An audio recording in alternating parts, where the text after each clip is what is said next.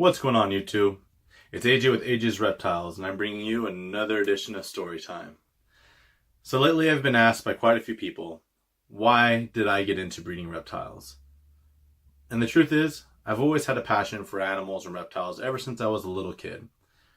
When I was a child, my dad would always bring home tarantulas, lizards, snakes, anything like that he would catch out in the wild while working. Growing up, I didn't come from a household with a lot of money, and my dad bringing home a pet for me was something that he can catch for free, and it would also be something that I would really enjoy taking care of, watching, and maintaining. And although that was great, and it's definitely something that helped drive my passion for reptiles, I didn't necessarily always know the proper way of how to take care of something, and the internet wasn't an option when I was a kid. But it's an option now. Poor husbandry definitely is no excuse, because you can find a care sheet for just about any animal out there. But fast forward up until middle school, my passion for the animals, or for reptiles, really exploded. I had 2 ball pythons at the time, and I was really contemplating breeding leopard geckos. I always visited Ron Tremper's website page, and I would just be blown away by the beautiful leopard geckos that he was posting. So I considered buying my first little colony of leopard geckos. I didn't do it though. And I'm glad I didn't, because it really gave me time to focus on being a kid and enjoying my teenage years, especially throughout high school. I couldn't imagine balancing breeding reptiles and all the crazy stuff I did throughout high school. But shortly after high school, I decided to make the move away from Missouri and move out to California by myself. It just happened that one day I came across a pet store. I went into the pet store and I saw my first pastel ball python. This thing blew me away. I couldn't believe how beautiful it was. They also had a super pastel and a lesser. And I was just blown away by the morphs. The only morphs I had known up until that point were the normal ball pythons that I had in middle school and high school, and an albino ball python, not of which I had, but that I have seen. Now, don't get me wrong, albinos are beautiful, but I didn't know there was other morphs besides that. So when I saw these, I knew right away that I wanted to get into ball pythons. So my passion for reptiles, although it was always there, was really reignited again. So in 2007, I bought my first morph ball python, and that was a pastel. And I still have her to this day, and I'll never be getting rid of her. She's here to stay and live out her life well after she stops breeding for me, although she still is putting out clutches for me.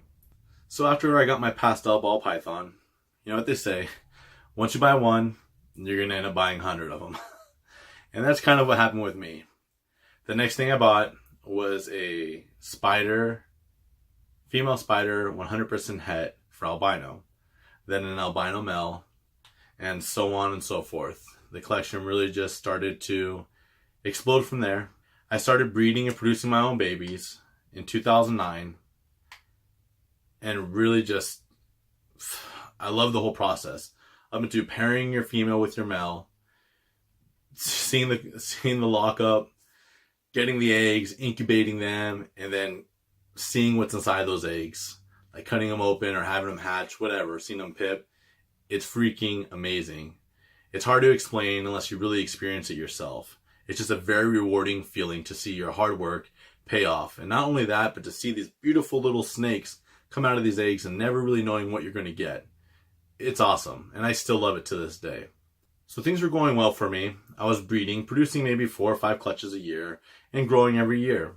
Up until about, I would say, 3 years ago. I started a new career, and I got really busy, and it was during the breeding season. There was just absolutely no time for me to put into pairing up my females, and just going through that whole breeding process. The work of just maintaining their enclosures and feeding them every week was proving to be a lot. So I didn't breed for about 2 years. I maybe produced, for 1 year I didn't breed at all. I had 0 clutches And for the other year, I think I had maybe 2 or 3 clutches. Fast forward up until this past season. This past season is when I really decided, you know what? I miss working with ball pythons. I miss producing clutches. I miss just working or having baby ball pythons. It's just so awesome. So I decided to really get back into it again.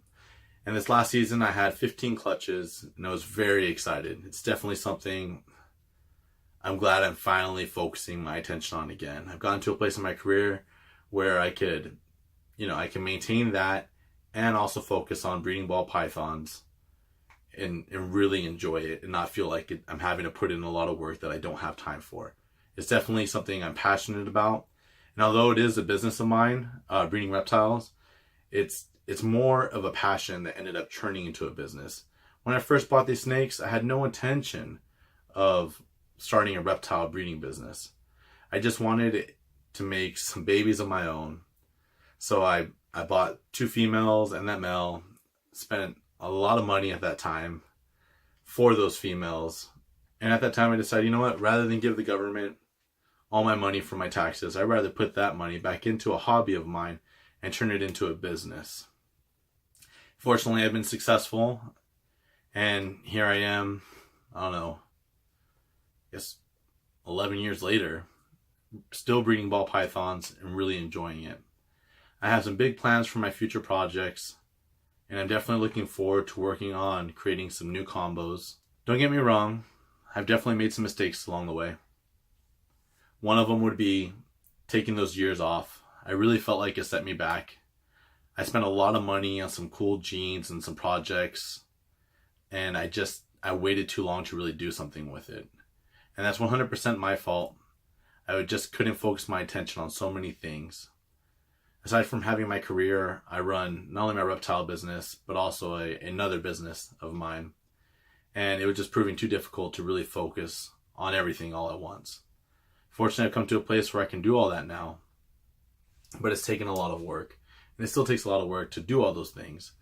But fortunately, I'm passionate about what I do, so it doesn't feel like it's that much work. I really just love coming into my room, my snake room, and just seeing everything. I mean, going through, cleaning my cages, as crazy as that sound, feels so rewarding knowing that everybody is clean and everybody's taken care of.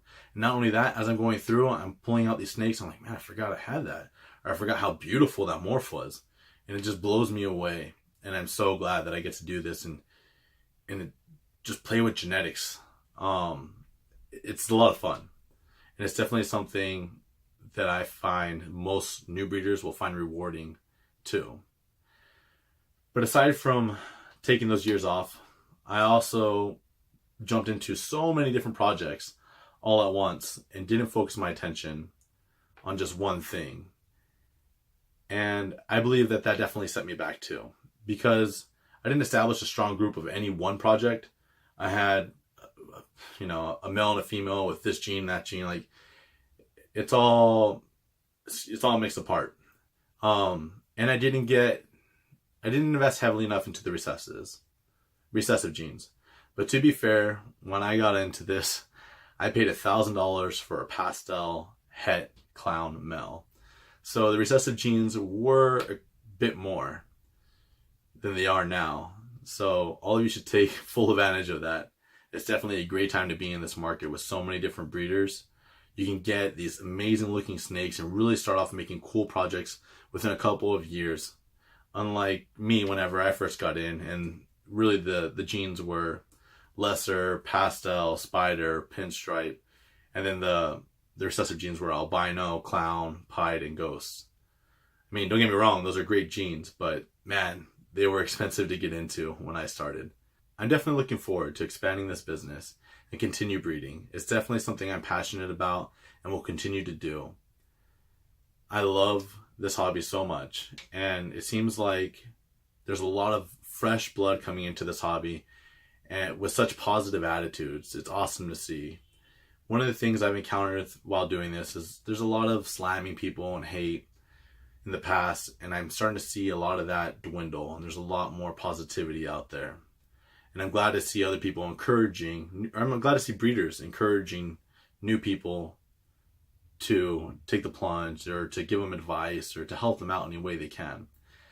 I'm definitely a bit of an asshole sometimes if you ask me questions that I feel like you're not doing your due diligence for. There's so much information out there now. Anybody can figure out how to breed snakes, how to take proper care of them. It's just, all you have to do is ask Google and you're going to find out everything you need to know. I definitely don't mind asking questions, but there are certain questions I just won't answer. Just because if you're asking me things like, how much is that snake, in response to one of my ads, I'm probably not going to answer you. I sell a lot of snakes, and if you're asking me how much that snake is and not telling me which snake you're asking about, I'm not going to get back to you. And honestly, I'm still not going to get back to you most likely even if you tell me which snake you're inquiring about, because I list all my prices with all my snakes. It just shows me you're not taking your time to do your work, which means that you're probably going to half-ass taking care of your snakes. And I want people who are going to be responsible reptile owners and breeders.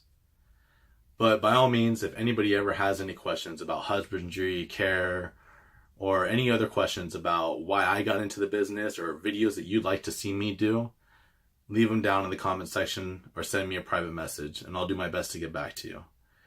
And if you're not already following me on Instagram, definitely follow me there. I post a lot of snake pictures there and also different pictures of reptiles I see when I'm traveling. Although a lot of people don't seem to really appreciate those as much as the ball pythons and leopard geckos. But I'm going to keep doing it anyways because I love reptiles and I love animals.